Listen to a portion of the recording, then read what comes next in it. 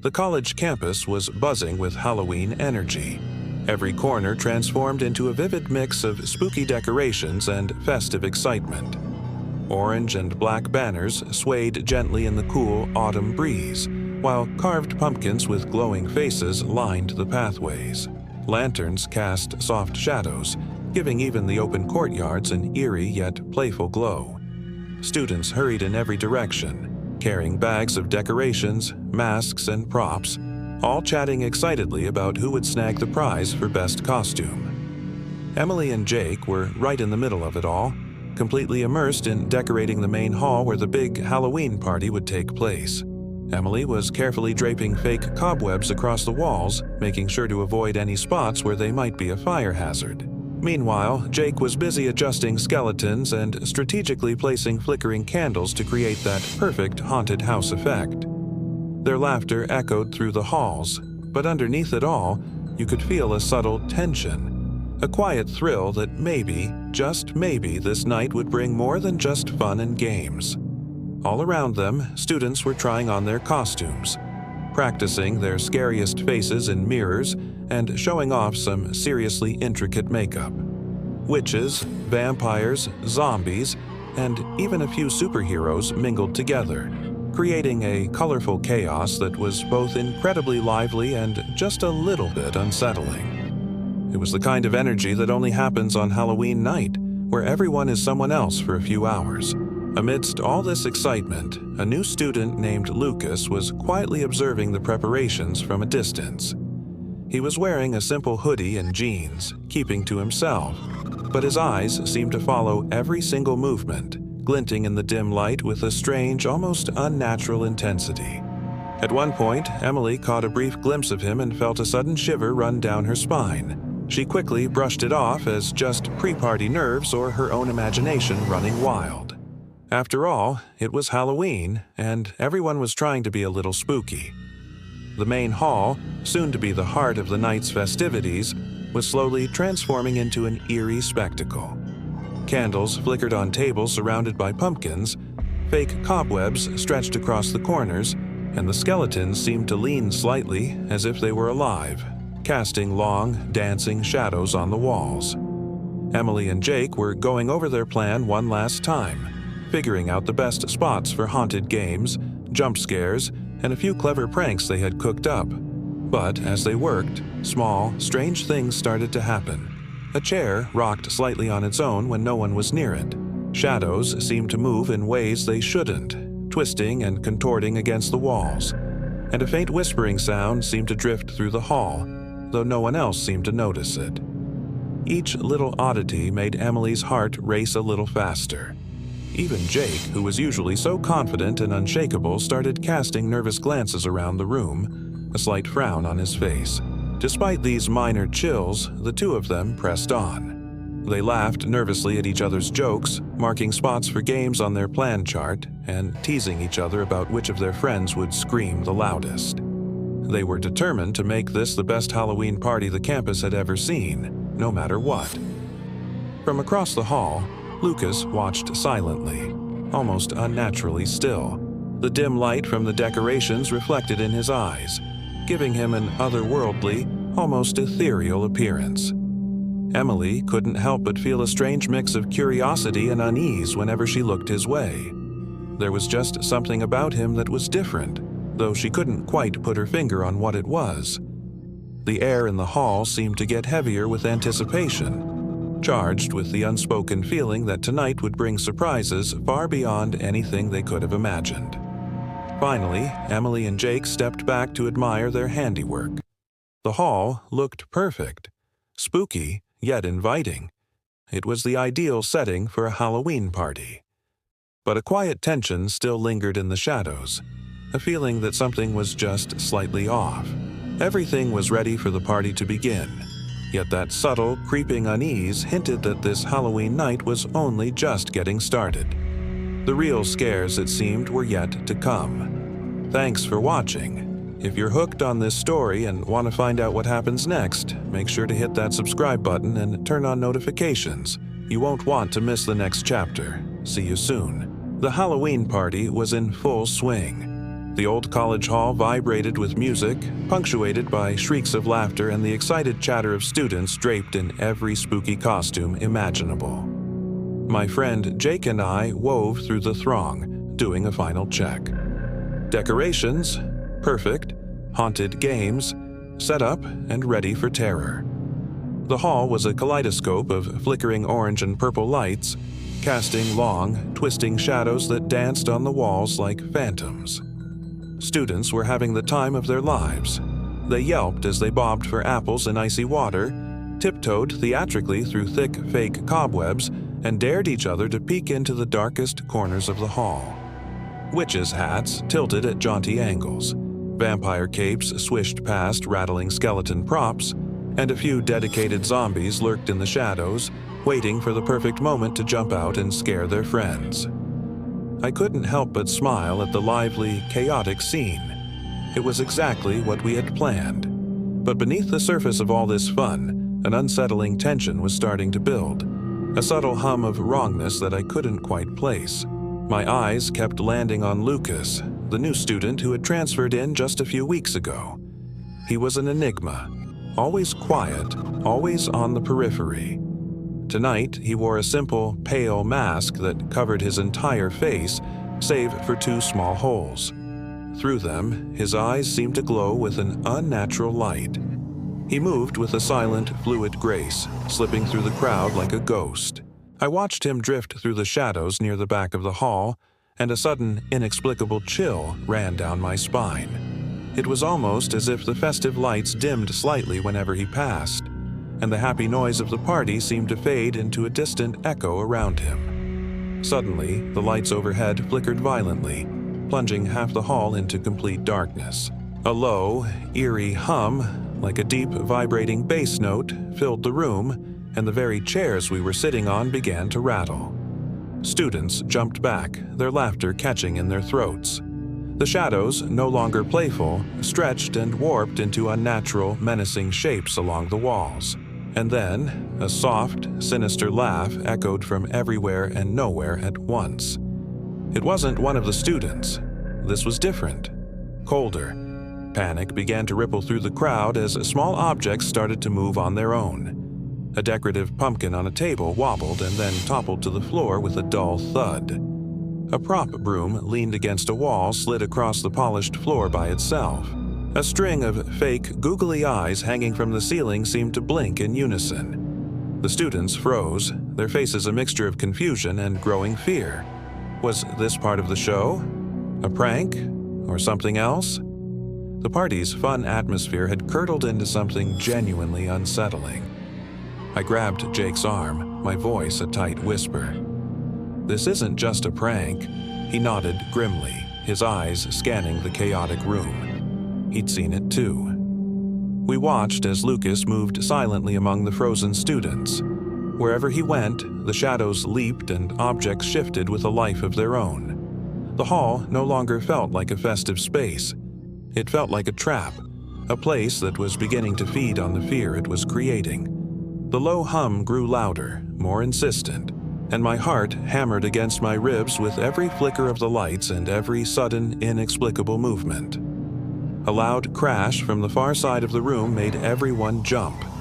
A whole table of props had overturned, sending a cascade of plastic skeletons and rubber bats clattering across the floor. Through the chaos, I saw Lucas's glowing eyes scanning the crowd from behind his mask, silent and menacing. Faint whispers started to curl at the edge of our hearing, too quiet to make out the words, but their teasing, unsettling tone was unmistakable. Jake and I clasped hands, a silent agreement passing between us. We started moving carefully through the frightened crowd. "Stay together," I called out, trying to project a calm I didn't feel. "Everyone, just stay calm." But the hall itself seemed to be working against us. Shadows stretched into impossible shapes that didn't belong, twisting into grotesque figures that loomed over us. The air grew cold, and it felt like the entire hall was alive, possessed by a presence we couldn't see but could definitely feel. By the end of the first hour, any pretense of this being a normal Halloween party was gone. The excitement had soured into a genuine test of courage, and most of us were failing. Jake and I knew we had to do something. We had to confront whatever strange, malevolent force was taking control of the hall. If we didn't, the party, and maybe the students, would spiral into complete and utter chaos. And at the center of it all stood Lucas, a silent, terrifying figure, the living symbol of the dark force that had crashed our party. Every flicker of light, every sudden movement, every distant, echoing whisper was a stark reminder that the night's real horror was just beginning. The doors were locked, the windows were dark, and we were trapped inside with something that wanted to play. The night deepened. The college hall that once buzzed with laughter now echoed with whispers and fear. The party decorations hung lifeless, their shadows stretching like sinister claws across the walls. Emily, Jake, and a small group of terrified students huddled together near the warm glow of the stage lights, desperately trying to make sense of the unfolding chaos. The music had died long ago, but something else, something unseen, was still moving among them, a silent predator in the dark. Every flicker of the remaining candles cast uneasy shapes, and every creak of the old wooden floor sounded like approaching footsteps. Across the room, Lucas stood motionless. His pale mask glowed faintly in the dim light, his very presence heavy and cold. "Lucas!" Emily called out, her voice trembling, the sound swallowed by the cavernous hall. He didn't respond. Then, slowly, his head tilted to the side in a sickeningly unnatural way, as if some invisible puppeteer was controlling him. The students gasped in unison. One of them, Sarah, whispered, her voice barely audible, "He's not human." A sudden, icy gust of air swept through the hall, extinguishing half the candles in an instant.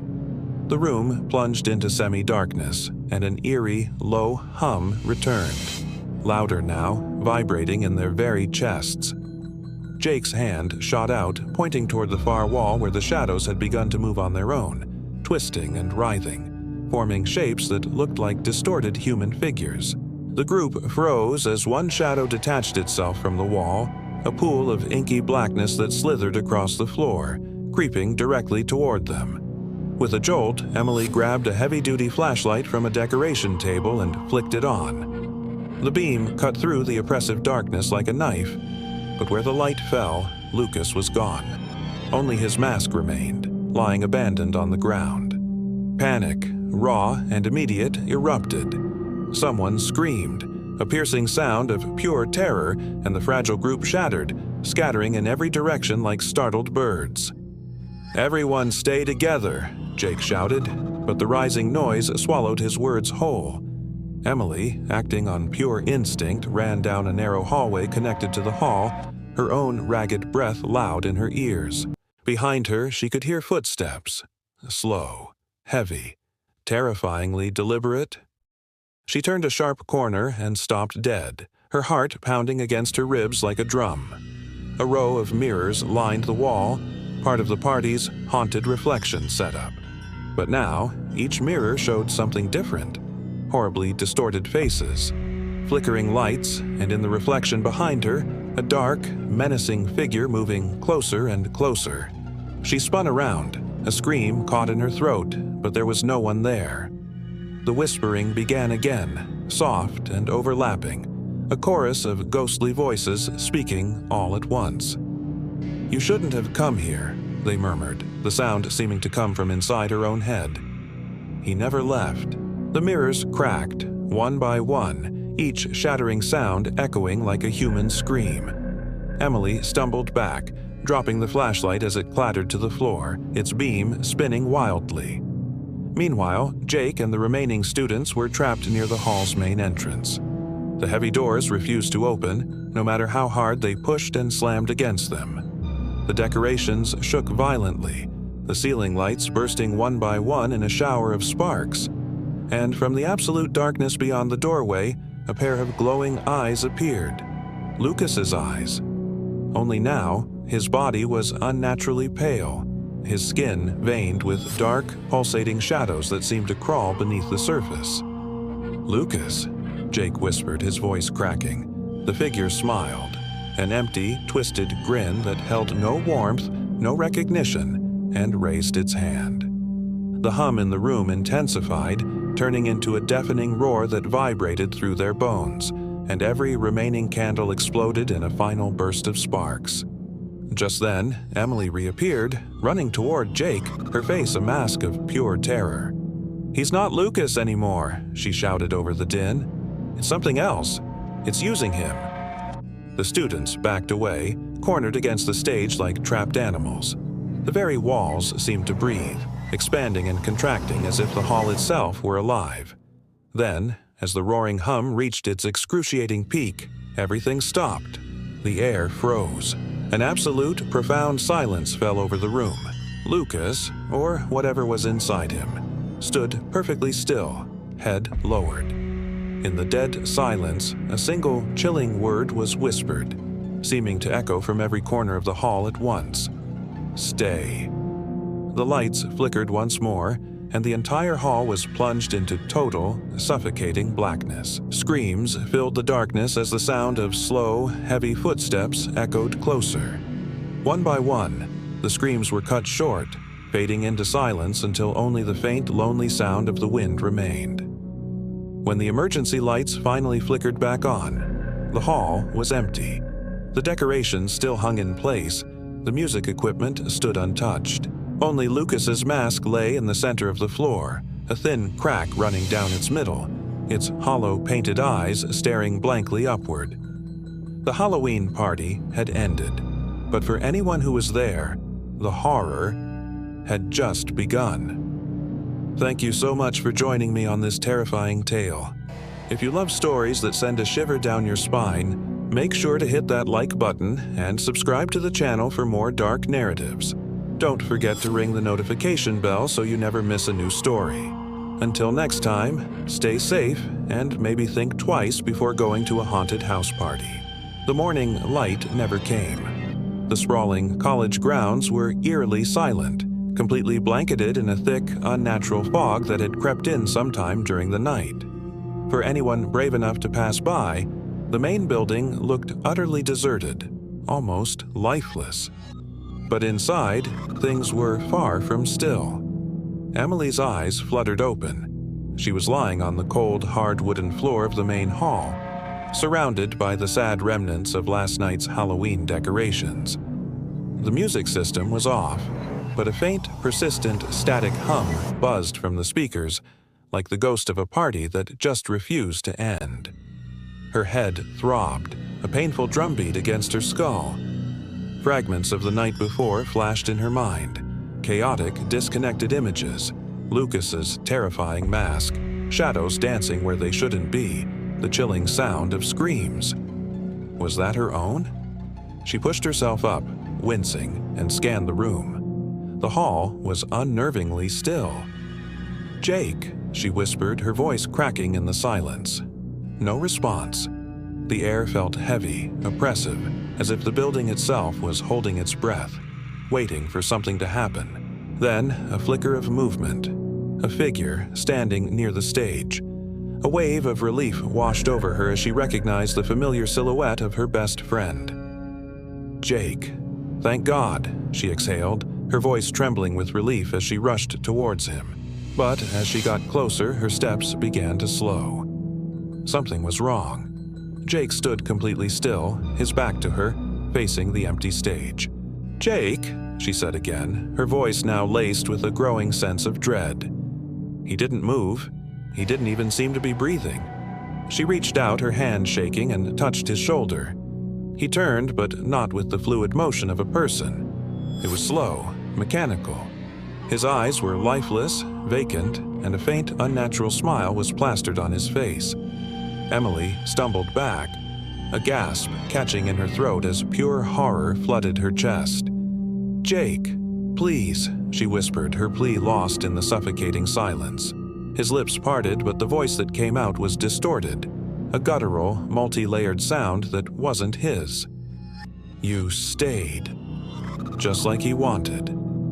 Before she could process the words, the lights in the hall began to flicker violently. A sudden, cold gust of air swept through the room, lifting forgotten decorations off the ground. They began to spin in midair, a macabre ballet directed by an unseen force. The hum from the speakers returned, but this time it was louder, a deep, vibrating drone that seemed to shake the very walls around her.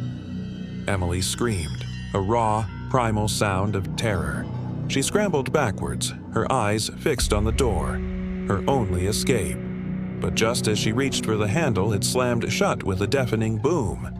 The windows, once her view to the outside world, darkened one by one, turning black as if painted over, sealing her inside this nightmare. The thing that was once Jake took a jerky, unnatural step towards her. Behind him, a shape began to coalesce in the dim, flickering light. A tall, distorted silhouette made of swirling smoke and hushed, menacing whispers. The air grew colder with every agonizing step it took, a biting chill that seeped into her bones. Emily's eyes darted around the room, frantic, searching for something, anything, to fight back with. A weapon, a way out. And then she saw it. Lying near the stage, almost hidden in the shadows, was the flashlight she had dropped during the chaos last night. It was right next to that horrifying, cracked mask. With a surge of adrenaline, she lunged for it. Her fingers closed around the cool metal, and she fumbled with the switch, flicking it on. A powerful beam of light cut through the oppressive darkness, striking the shadowy figure. For a split second, it recoiled, letting out a pained hiss, like water on a hot pan. A spark of hope ignited in Emily's chest. The light, it hurt the creature. Gathering every ounce of courage she had left, she aimed the flashlight directly at Jake. The thing possessing him shrieked, a horrible, tearing sound that echoed through the hall as he crumpled to the ground. The shadow twisted violently, its form flickering like smoke caught in a hurricane, desperately trying to escape the light. "Get out of him," Emily shouted, her voice a mix of rage and terror. She swung the beam of light towards the floating silhouette, forcing it back, step by agonizing step, towards the stage. Every pulse of light made it weaker, its smoky form breaking apart, dissolving. Finally, with one last, desperate burst from the flashlight, the shadow let out a piercing, unearthly cry and vanished into the floorboards, sucked back into whatever abyss it had crawled out of. The hall fell silent again. The oppressive hum was gone. The lights steadied. Jake lay on the floor, motionless but breathing. His chest rose and fell in a steady rhythm. Emily collapsed beside him, her body shaking uncontrollably as tears of relief and terror streamed down her face, mixing with the sweat on her brow. "It's over," she whispered, trying to convince herself as much as him. Just then, as if on cue, the first rays of the morning sun finally broke through the dense fog outside. Golden light streamed through the dusty, cracked windows, illuminating the chaos. Dust motes danced in the sunbeams like tiny, silent stars. Slowly, Emily pushed herself to her feet. Her gaze fell upon the cracked mask, still lying on the floor where it had fallen. It seemed harmless now, just a piece of plastic. But then, as she stared at it, a sound emerged. Soft but clear in the sudden stillness. A faint, hollow laugh, seeming to come from the mask itself. Emily froze, the color draining from her face. The light above her flickered once more. And then, everything went black.